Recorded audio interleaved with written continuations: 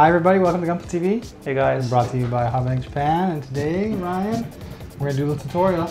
Yes, Sid is doing a tutorial. Back to the tutorial stuff, I'm going to talk about masking, which is something I really enjoy, despite it being tedious. And Ryan, what do you have for us? I'm just continuing with my tank. Okay. I'm going to put on a few extra pieces. I know last week I promised I'd have it done, but sorry. Stuff happens. I apologize, yeah. Okay. But you got some new stuff to show? Yes, it just came off the truck. I went down the warehouse and just got this stuff here. So first off, let's talk about the latest SD Gundam, the Legilis. Alright, this is from Gundam Age. It's the Legilis. What do you think there, Ryan? Yeah. I didn't know there was a SD Gundam in the Age universe. Am I wrong? Well, there's been a few of them. They make SDs of everything. But I saw the SD show and it was... Yeah, no, this is something completely different. Okay.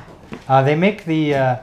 normally they make the SDs based off of the Gundams. They just make the super deformed look. Yeah. However, when they started making those cute SD like BB Senshis, those like Night Warrior guys, they actually made an anime based on those. Yeah, and I've seen that anime. Yeah, but these guys, they don't appear in their own little anime. Okay. These are just kind of goofed up versions of mobile suits. They're like Nendroids. So inside the Legilis, well, you get these SD parts, and even for an SD, they're actually pretty big, pretty sizable. Yep. Like here's the head here, quite big.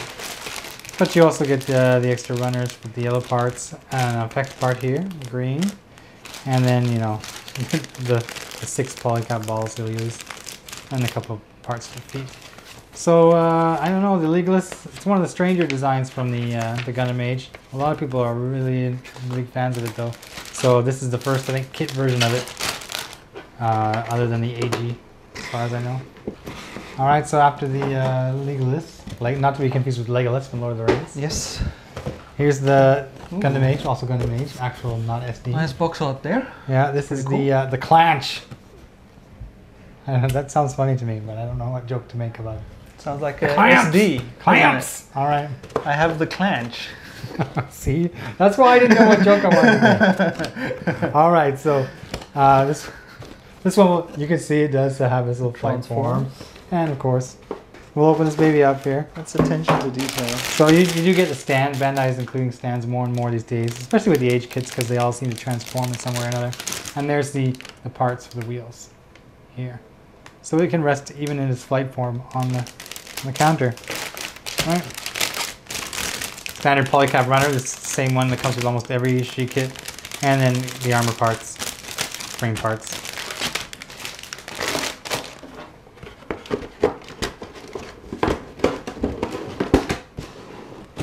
But there is another kit I want to show, Ryan.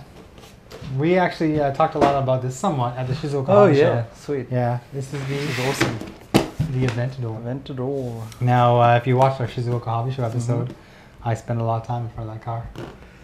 Yeah, Sid was almost married to it. It was amazing. I was so glad. Beautiful car, wow. The Gundam models were great too, but the Aventador was unbelievable. Guns were good. So the Aoshima version of the Aventador just released last week. Yes. It has arrived, and it comes just your standard kit, but also comes with photo etch version. So there's a photo etch version as well.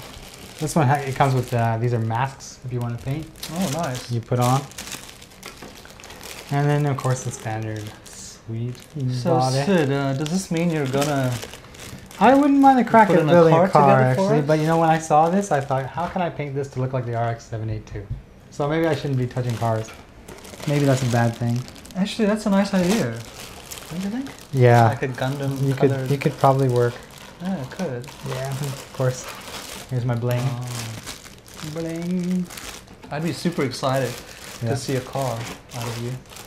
Yeah, well, I love this car. I wouldn't mind building it, but as it's just a matter of priorities, I guess. I'm in the middle of a couple things, and yeah. Well, but maybe we should ask. Should we ask people? Would they be interested? If people want to see me build a car on the TV, let me know, and I'll take a crack at it.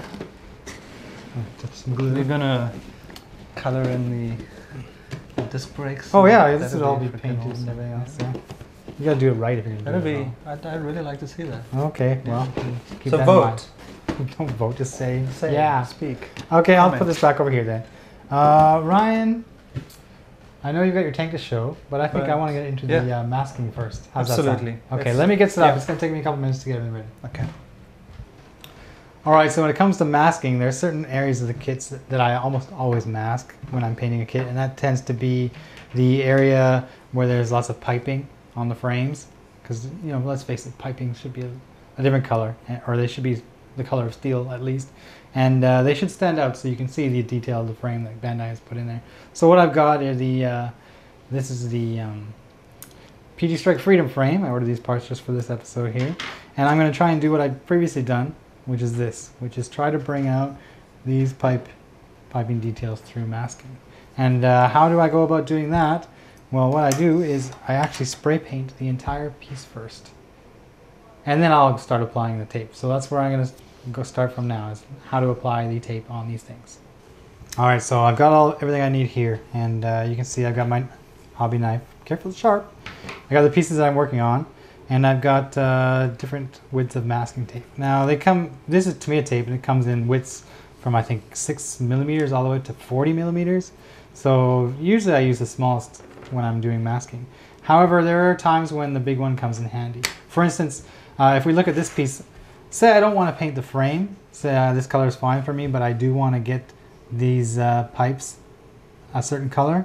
Well, what I need to do in that event is I would need to mask everything leaving the pipe, right? So what I can do with my tape here, please keep in mind that I'm doing this really hurriedly for the show. Cut a length like this. And what you can do is actually just lay it on there so it covers everything, and then get in there with your knife. Here, I can get in there with my fingers get in the way. Get in there with your knife and remove the excess. Now what I would normally do in this instance is I would take a toothpick or a pencil and I would push everything down, and then I would actually just get in there into the recessed part and pull it away. So as you can see, I'm pulling it away here. Now when you do this, it's the fastest way to do it, but you end up getting in here with your knife a lot, and you may not want to put your knife in there a lot because you might start putting scratches on the piece you want to paint. So if you don't want to use your knife in this way, what you're going to have to do is use tiny pieces of masking tape, and that's how I actually achieved this effect. This effect was done by using very small pieces on here. So for that, I get the smallest one that I have, which I think is a 4%, and I lay out a line of it like this, like that. And maybe this is too wide for me. Maybe I will actually cut it in half somewhat, and then cut it into strips. Here we go. For now, make sure you get enough. And this is what I would do in this, because what I want to do is I want to keep this whole thing silver. So you take your strip and you're gonna line up that edge, and you're gonna wish that you had some super magnification glasses, because you're gonna be staring at this tiny little piece for a good length of time. And then you take another piece and you stick it in here. Move it around a bit. It's kind of like a decal in some regards. And then, oh, come on. It's kind of like a decal in that it will stay when you don't want it to stay, and it will move when you want it to stay. You can see I'm pushing it in here. Now, yeah, my knife is pushing in here, but it's pushing against the part that I'm going to paint, and it's not touching the part that will be kept the same color. So I'm not going to scar up this paint that I've already done. And one other thing that when it comes to masking, I'm going to put another length of tape here. One other good thing to do, cut off these edges because they're jagged from the tape cutter. I don't want them. See ya, buddy. One other thing you should think about is these kind of angles. Triangles. Using a triangle gives you this point, which is a lot different than a square, obviously. So when you want to actually get into some really difficult areas to mask, you can go and point first and then lay it in there. As an example, I tend to use triangles more often than I use the squares, but it all depends on what I'm looking at and what the surface I'm working on is. Tap that in there. This piece is actually too big. Sorry, buddy. And like I mentioned before, if you want to do a really good masking job, be prepared to spend a considerable amount of time, even with a small piece. And now what I would do is pretty much repeat this process until the entire piece is covered in plastic. And don't try to line up edge to edge. For example, we're not going to use the piece, we'll use this here. Is this in a shot? I hope so. Yep. So if I have, sorry, these two pieces here, and I'm trying to mask, if I try to go edge to edge like this, and there's even a tiny little gap, paint is going to get in there when you paint, and it's going to show up on the piece that you're trying to mask. So do not be worried about overlapping. You can, we'll just grab a couple more extra pieces here. You can feel perfectly safe and don't have to worry if you overlap. So in the case of my piece here, I get one piece down and I come in with the next piece, and this is too big, I'll use a smaller one.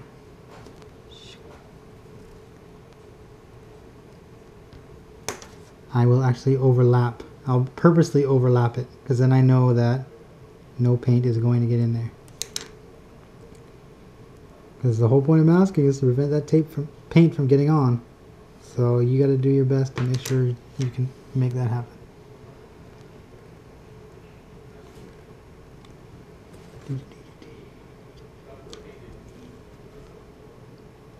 You see I'm overlapping and tucking it in with a knife.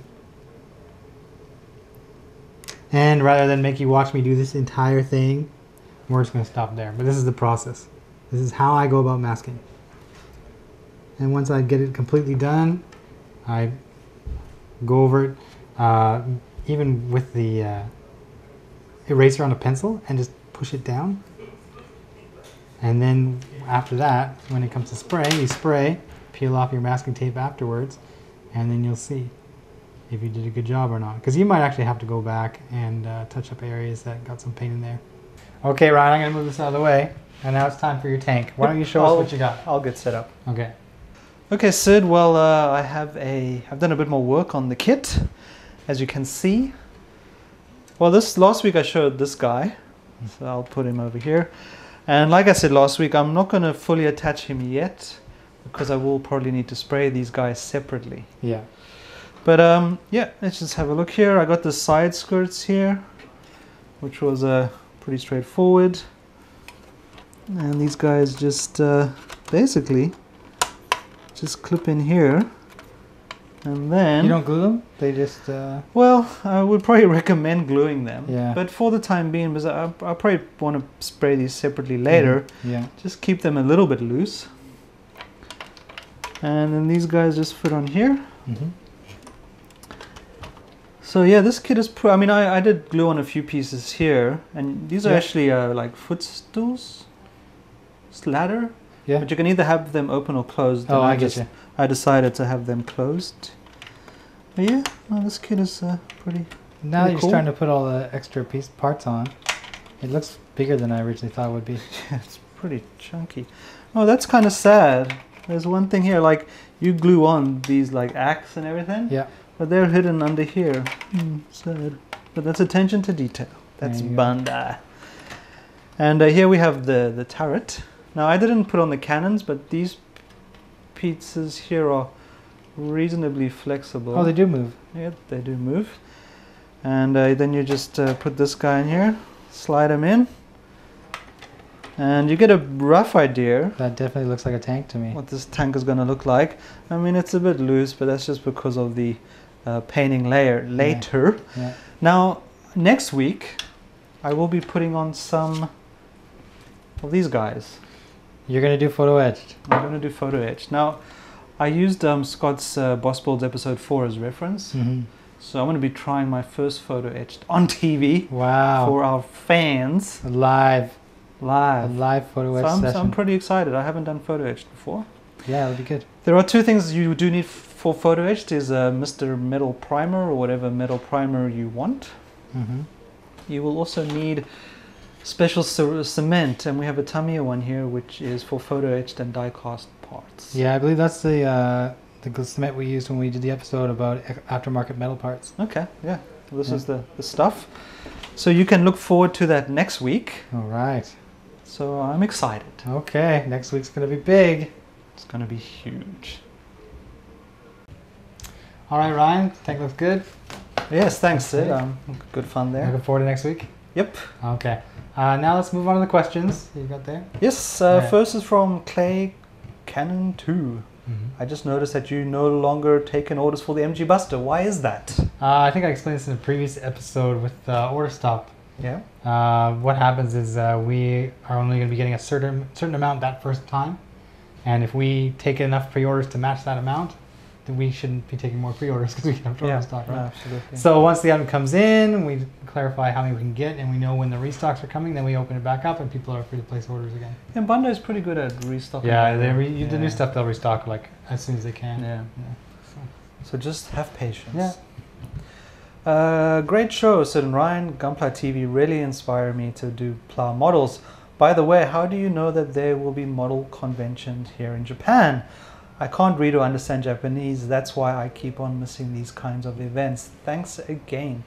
Typification 101. Ryan, this guy's like you. Well, Who lives in Japan and can't read or speak Japanese. I can read. All right.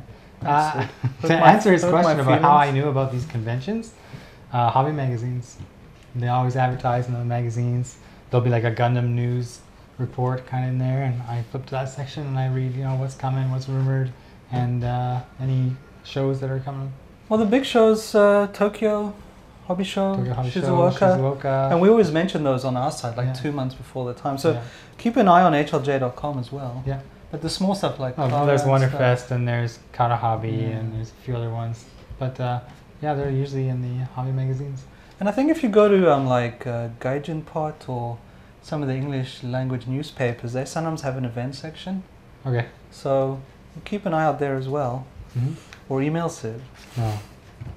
I get enough mail from Nigerian scammers. I don't need any more mail. Actually, talking about Japan, we did get quite a few comments about people wanting to meet up. Yeah. So we'll set a time and put a banner up. But if there's anyone else who would be interested in meeting up, just let us know. Yeah. We'll see what.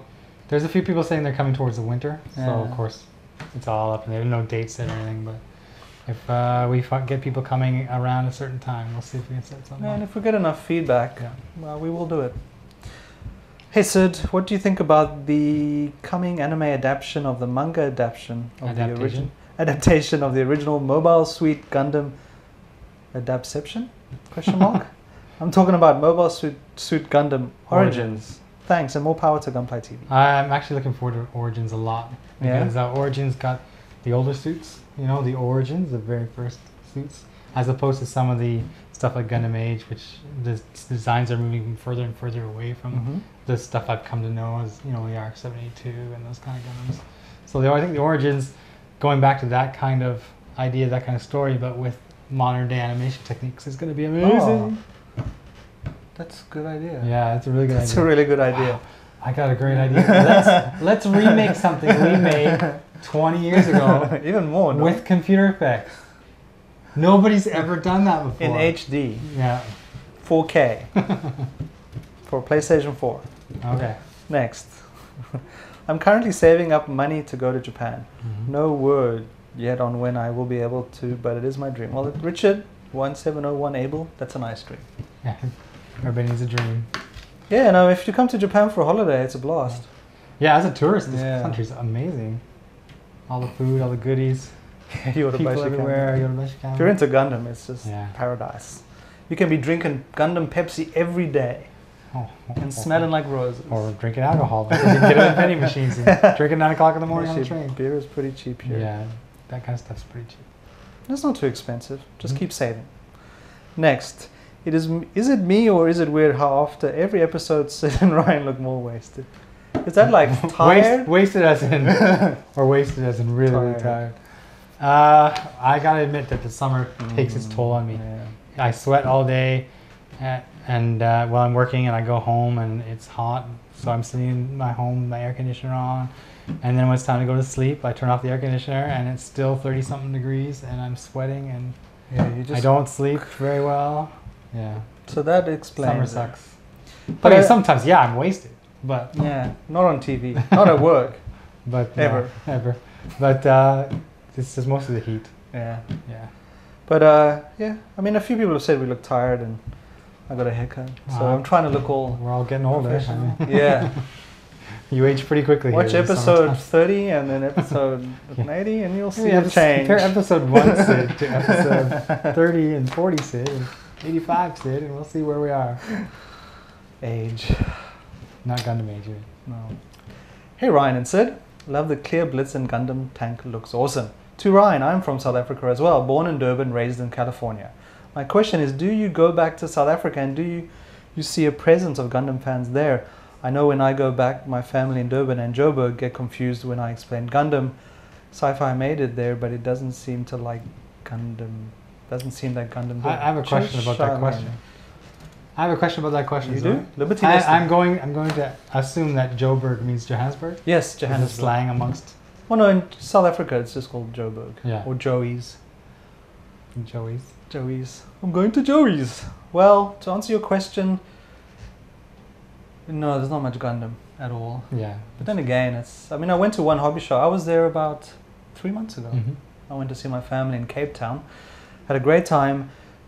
There is Gundam there, but it's very niche and expensive. Yeah. I mean, we have some South African customers who buy bulk, and shipping it there gets pretty expensive. So just being able to purchase that kind of stuff in that part of the world. And also TV, I remember watching Robotech as a kid there, but I never saw any Gundam. Well, yeah, Robotech I think was good for TV because the episodes were short. Yeah. But Gundam at the time, I think they're mostly just movies, and they didn't have. Oh, okay. Yeah, no, we didn't have that. And licensing issues and everything else. Yeah. South Africa. Yes. It exists. Yes. There is a Gundam there, but just not that much. Okay. Next. Hey Syd and Ryan, I was wondering if you are ever going to review the 1/100th Hasegawa Virtual On models. Virtual On has been one of my favorite arcade games for the longest time, and I just bought a 1/100 scale Temjin and was hoping you could give me tips on the decals. Thanks. Yes, the Hasegawa kits. I actually want to show one of these on the show one of these days. It's on the list of stuff I want to show. But as we know, every time I get ready to, I want to show a Kotobukiya or Hasegawa or something, the newest, biggest Gundam comes out, and we show that instead because Gunpla TV and I love Gundam. But the Virtual On kits are awesome, and with all the decals that they supply you with, it's really an interesting experience to build. So we'll show one of these on the show. I'm trying to remember. When we went to the Shizuoka Hobby Show, it was the one that has like all those spikes shooting out different angles. Yeah, that was insane. Yeah, and it's like it's pink, it's red, it's clear pink. Yeah, we have to show that. Yeah, those were awesome. We'll bring it on. Don't worry. Arcade games. Have you ever played the Virtual On fighting games? They're fun. Arcades in Japan are an experience.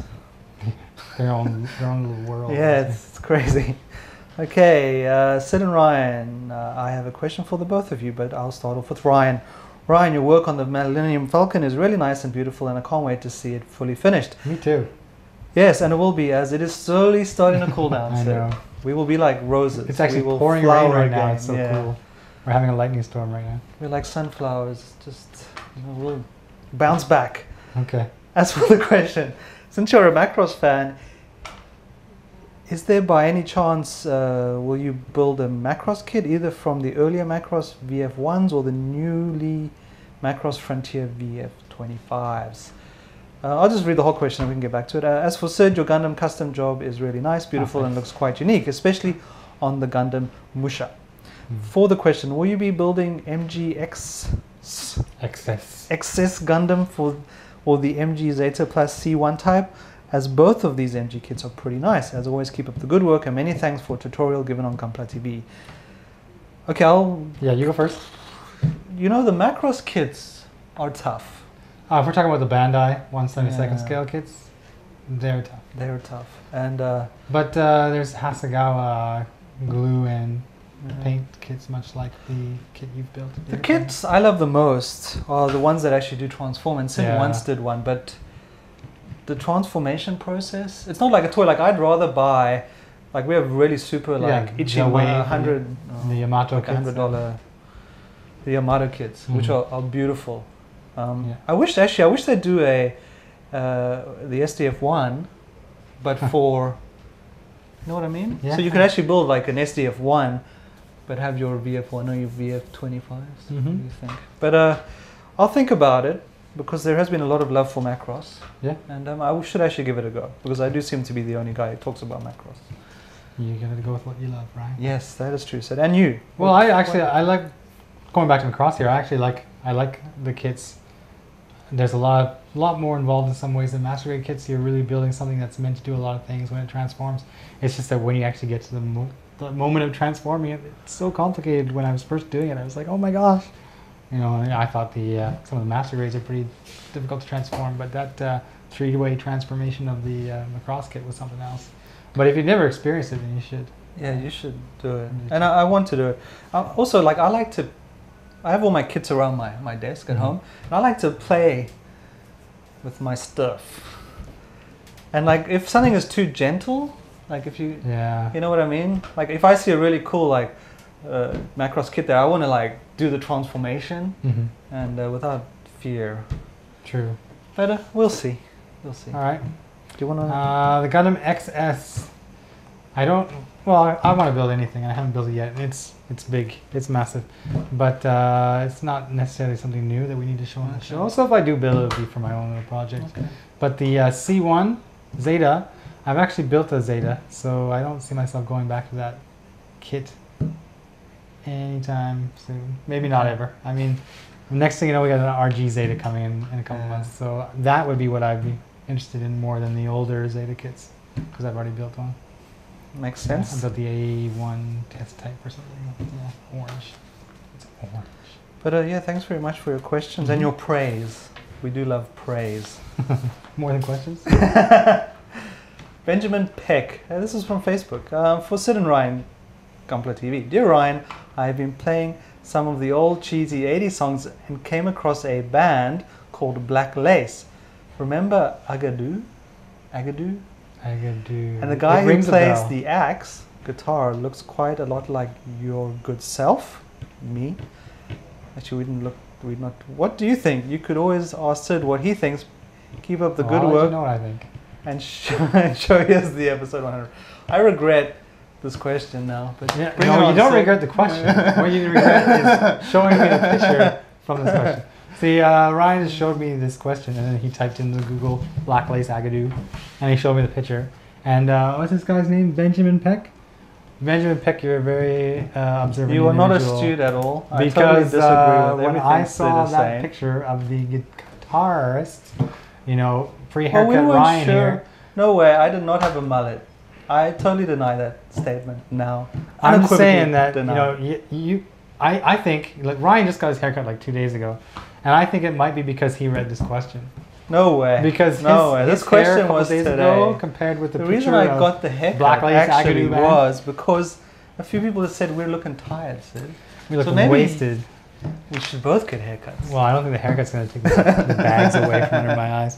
But quit trying to change the subject, all right, Ryan? Okay. You looked just like that 80 cheese poser black laced guitarist.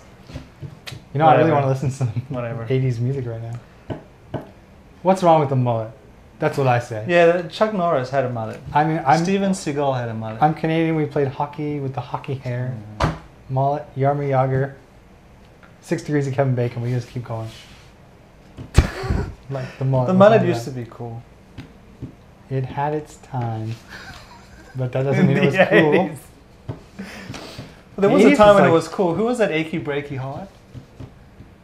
What's that guy? Billy Ray Cyrus. Yeah, he had the best mullet. He had a champion mullet, that guy. See, here's a question. Question of the week. Okay, question of the week. Right off the top of Ryan's head. Send us a link to your favorite mullet. That's not a question. It's like a request. Okay. Who had the best mullet ever? Best mullet ever. Well, okay, that's the question. So yeah, Best mullet ever. Send us a Who link, was it? send us a photo. Luckily for me, have no pictures of myself in the 80s because I would be in the running, I think. For the I best never had mullet a ever. mullet, but I had like long hair in the end of the 90s because I was into metal. Well, I had a long hair too. Yeah. That's excusable. Did you have a rat tail though? No. Oh, me neither. I see rat tails on kids in Japan. Oh, you see them in Australia, like real redneck. Yeah. Are we gonna insult some people? Can we stop now? Are they redneck Gundam builders? That's the question. This is not meant to insult any of our Gunpla TV viewers who may have a mullet or a rat tail. We love red tails. All right. Best mullet ever. So anything else then? Oh, that's all I gotta say. Okay. Yeah. So we've insulted everyone today. Yeah. Which demographic can we? No. Well, our demographic isn't really mullets. But yeah, send us your links, Yeah. and Yeah. there'll be extra photos on Facebook, Twitter. Yeah. We're gonna take lots of photos of what we saw here today, and also let me know if you want to see the event you're on the show. Yes. Although that might push back a couple other things like Asagala, virtual kits and stuff like that. Something different? Yeah. But in Gundam colors, yeah? Yeah. When I first saw the white body, I'm like, RX-782, which is something I would do. Well, I'd totally ruin a supercar. I think that'll be a super Anyway, super all right. episode. Okay. We're finished? Yes, we are. Okay, thanks for watching. Thank you.